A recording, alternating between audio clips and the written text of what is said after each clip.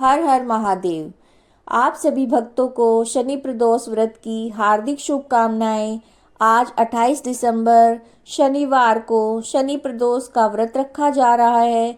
तो आज के दिन प्रदोष काल में की गई पूजा विशेष फल देने वाली होती है। और जो प्रदोष काल का जो पूजा का शुभ मुहूर्त है उसका समय रहेगा शाम 5 बजे से 7:30 तक।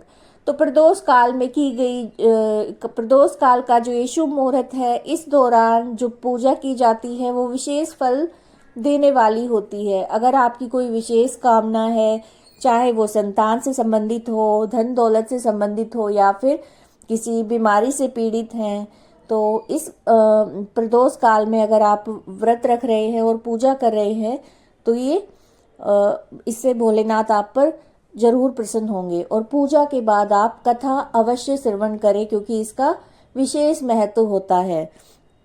तो जो पौराणिक कथा है शनि प्रदोष से जुड़ी हुई, वो इस प्रकार से है। प्राचीन काल की बात है। एक सेठ और सेठानी थे, जिनके घर में हर तरह की सुख सुविधाएं थी। धन दौलत किसी चीज की कोई कमी नहीं थी, लेकिन उनकी संतान नहीं थी। संतान ना होने के कारण सेठ और सेठानी हमेशा दुखी रहते और काफ़ी सोच विचार करके सेठ जी ने अपना सारा कारोबार, अपना सारा काम अपने नौकरों को सौंप दिया और खुद सेठानी के साथ तीर्थ यात्रा करने के लिए निकल पड़े। अब अपने नगर से जैसे ही वो बाहर निकले नगर से, तो उन्हें एक पेड़ के नीचे एक साधु महाराज बैठे दिखे, जो कि ध्यान में मगन थे, ध्यान लगाए बैठे थे। तो सेठ जी ने सोचा कि क्यों ना पहले साधु महाराज जो तपस्या कर रहे हैं उनसे आशीर्वाद लिया जाए और उसके बाद आगे की यात्रा शुरू की जाए। सेठ और सेठानी साधु महाराज के निकट बैठ गए और साधु महाराज तपस्या में लीन थे। साधु ने जब अपनी आंखें खोली तो उन्हें ज्ञात हुआ कि सेठ और सेठानी काफी समय से उनका आशीर्वाद लेने के लिए प्रतीक्षा में बैठे थे। साधु महाराज ने कहा कि सेठ और सेठानी से कहा कि मैं तुम्हारे जो मन की जो पीड़ा है, जो तुम्हारा दुख है, वो मैं समझ गया हूँ और इसका तुम्हें मैं एक उपाय बताता हूँ। जैसा मैं तुम्हें बता रहा हूँ वह उसके अनुसार ही तुम करना।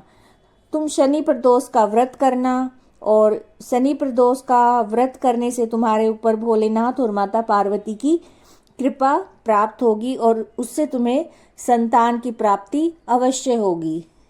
साधु महाराज ने उन्हें प्रदोष व्रत की सारी विधि बताई और वंदना भी किस प्रकार से पूजा करनी है वो भी उन्होंने बताया कि हे रुद्रदेव शिव नमस्कार, शिव शंकर जगत गुरु नमस्कार, हे नीलकंठ सूर नमस्कार, शशि मौली चंद्र सुख नमस्कार, हे उमाकांत सुधी नमस्कार, उग्रत्व रूप मन नमस्कार, ईशान ईश प्रभु नमस्कार, विश्वेश्वर प्रभु शिव नमस्कार। तो दोनों पति पत्नी साधु महाराज से आशीर्वाद लेकर तीर्थ यात्रा के लिए आगे चल पड़े और तीर्थ यात्रा से लौटने के बाद सेठ और सेठानी ने मिलकर शनि प्रदोष का व्रत रखा और जैसा साधु महाराज ने बताई थी विधि, उसके अनुसार उन्होंने व्रत किया, पूजा की, जिसके प्रभाव से उनके घर में एक सुंदर पुत्र का जन्म हुआ और उनके घर में जो कमी थी संतान की वो पूरी हो गई और भोलेनाथ और माता पार्वती की कृपा उनको प्राप्त हुई। तो इस प्रकार से भक्ति भाव से शनि प्रदोष का व्रत रखने से भगवान भोलेनाथ की कृपा प्राप्त होती है। हम सब पर, सभी भक्तों पर भोलेनाथ और माता पार्वती की कृपा बनी रहे।